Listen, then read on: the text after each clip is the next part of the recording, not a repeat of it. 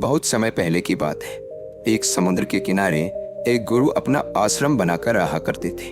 हजारों शिष्य उनके ज्ञान ग्रहण करने के लिए दूर दूर से उनके पास आकर रहते थे। गुरु का ज्ञान देने का तरीका भी बड़ा ही अनूठा था। शुरुआत में वो अपने शिष्यों को उपदेशों के माध्यम से ज्ञान देते थे। उसके बाद वो अपने शिष्यों को उस ज्ञान का अनुसरण करने के लिए कहते थे। उस ज्ञान को अपने व्यवहारिक रूप में उतारने को कहते थे।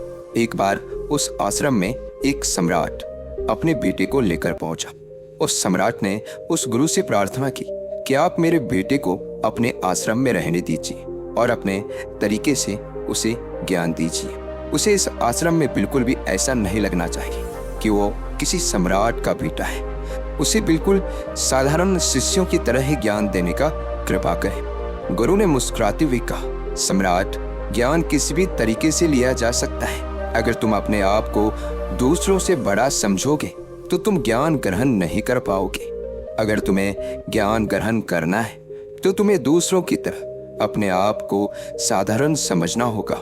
यही ज्ञान ग्रहण करने की सबसे पहली सीढ़ी होती है। तुम निश्चित रहो, आज से तुम्हारे बेटे की जिम्मेदारी मेरे कंधों पर है। यह कहकर गुरु सम्राट के बेटे को अपने साथ लेकर समुद्र के किनारे टहलने के लिए निकल गए।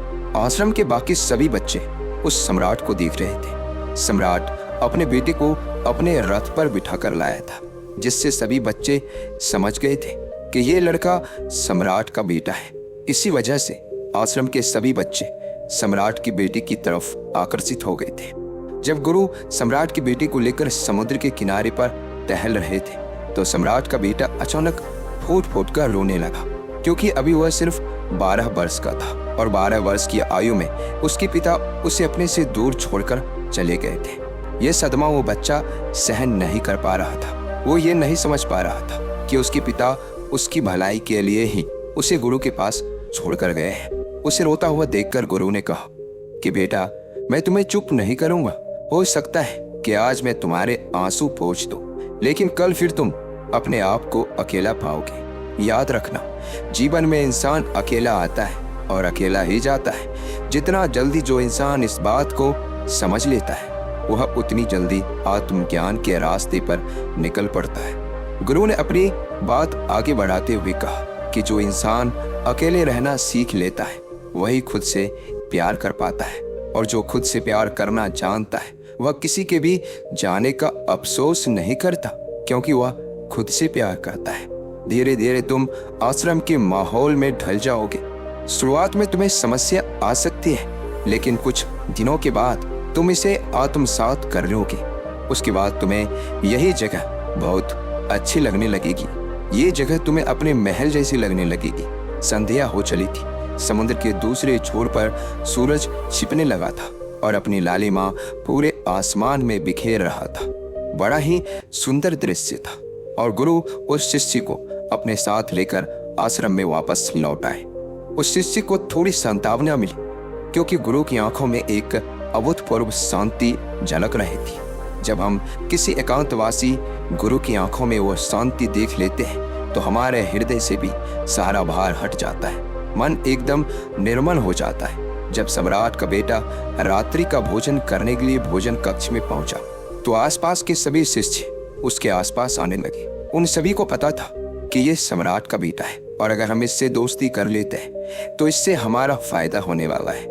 यही सोचकर आश्रम के ज्यादातर बच्चों ने उसे घेर लिया था। बस कुछ बच्चे जो अकेले रहने का महत्व समझते थे, जो दिखावे में विश्वास नहीं करते थे, वो उस सम्राट की बेटी के पास जाने की बजाय अपना पूरा ध्यान खाने पर लगा रहे थे और एकांत में बैठकर अपना भोजन कर रहे थे। कुछ दिनों के बाद सम्राट की बेटी की आश्रम के ज्यादातर बच्चों के साथ दोस्ती हो गई। अब वो आश्रम में उन बच्चों के साथ घूमता, उन्हीं के साथ अपना ज्यादातर समय बिताता।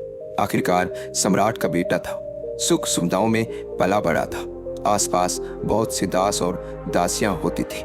आसपास अपने मित्रों से घिरे होना, वही दिनचर्या उसने आश्रम में भी अपना ली थी। ऐसा नहीं था कि गुरु को ये सब पता नहीं था, पर गुरु उसे अलग तरीके से ज्ञान देना चाहते थे। बच्चों को ज्ञान आप उपदेश देकर नहीं दे सकते, उन्हें साक्षात्कार कराना पड़ता है। उसके बाद उन्हें वो बात समझ आती है जो आप समझाना चाहते हैं। गुरु को ये बात पता थी कि अगर मैं इसे बोलकर बताऊंगा तो ये कभी नहीं समझ पाएगा। मुझे इसे दिखाना पड़ेगा, इसे एहसास कराना पड़ेगा कि अकेले रहने से ही तुम अपनी शक्तियों को जान पाओगे। यही सीख देने के लिए गुरु एक दिन उस शिष्य को अपने साथ एक पहाड़ी की चोटी पर ले गए।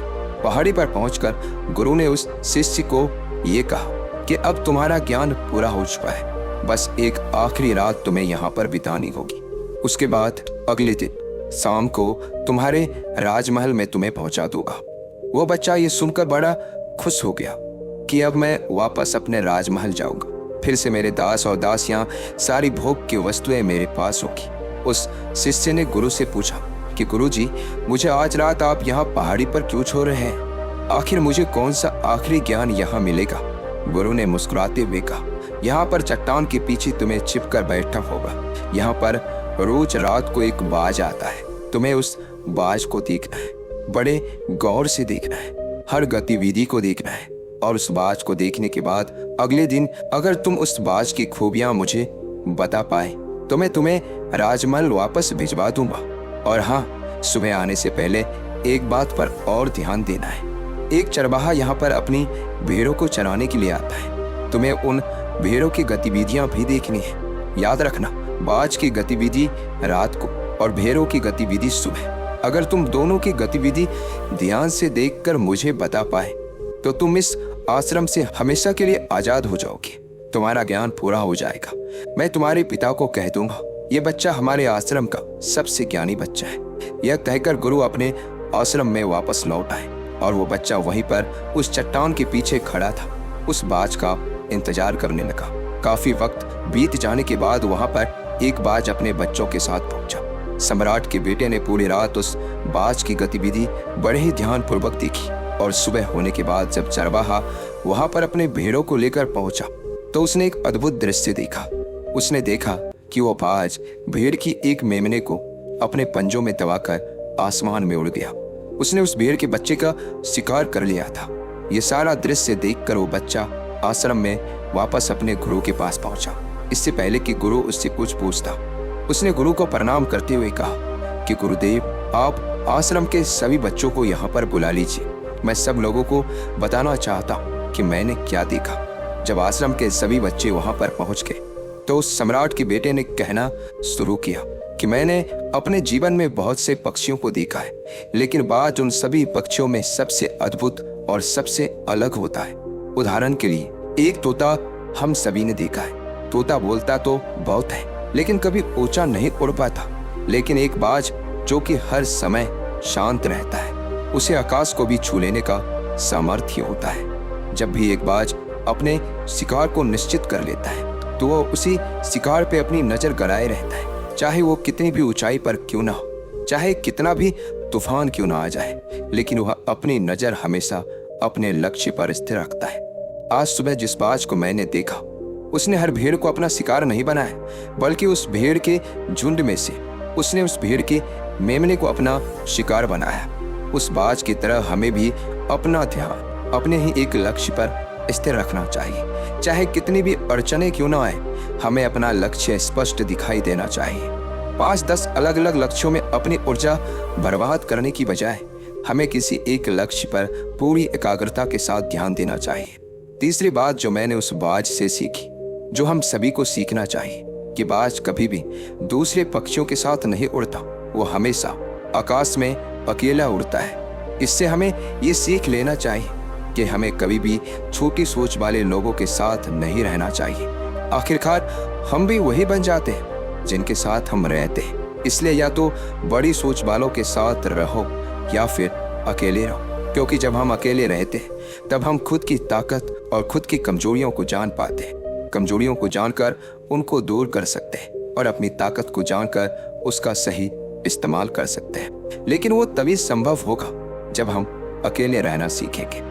चौथी सीख जो हमें एक बाज से लेनी चाहिए कि एक बाज हमेशा अपनी सीमाओं से ऊपर उठकर उड़ता है। जब तूफान आता है तो हर एक पक्षी अपने घोंसले की तरफ भागता है, खुद को छुपाने की जगह ढूंढता है। लेकिन एक बाज ऐसा कुछ भी नहीं करता। वो खुद की सीमाओं को तोड़कर बादलों से भी ऊपर उड़ने का प्रयास करता है। हवाएं उसे थपेड़े मारती है, पंख उसके भारी हो जाते हैं। पानी और धूल की वजह से उसे कुछ दिखाई नहीं देता, लेकिन वो फिर भी आसमान की तरफ उड़ता रहता है और अंततः बादलों से भी ऊपर निकल जाता है और वहां तब तक उड़ता रहता है जब तक मौसम ठीक नहीं हो जाता। अपनी सीमाओं को सिर्फ इसलिए तोड़ पाता है क्योंकि वो समस्या के आने पर उससे घबराता नहीं है, उससे डरकर बचने का प्रयास नहीं करता, बल्कि एक सकारात्मक नजरिए के साथ उसका सामना करता है।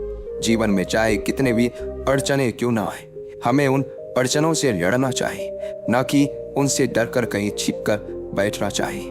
बहादुर वो लोग होते हैं जो तूफानों से टकरा जाते हैं। कायर तो अपने घर में अपने घोंसलों में अपनी जगह ढूंढकर बैठ जाते हैं। पांचवी बात जो हमें एक बाज से सीखनी चाहिए कि बाज कभी भी अपने घोंसलों में घास के कोमल तिनके नहीं रखता। जो तिनके कोमल होते जाते हैं वह उन्हें निकाल कर फेंकता रहता है। उसी तरह चाहे कितनी भी आरामदायक जिंदगी आपको मिले, लेकिन उस आराम से उठकर अपने आलस्य को तोड़कर जीवन में मेहनत करते रहना चाहिए। जीवन में पसीना बहाना चाहिए, शारीरिक मेहनत करनी चाहिए।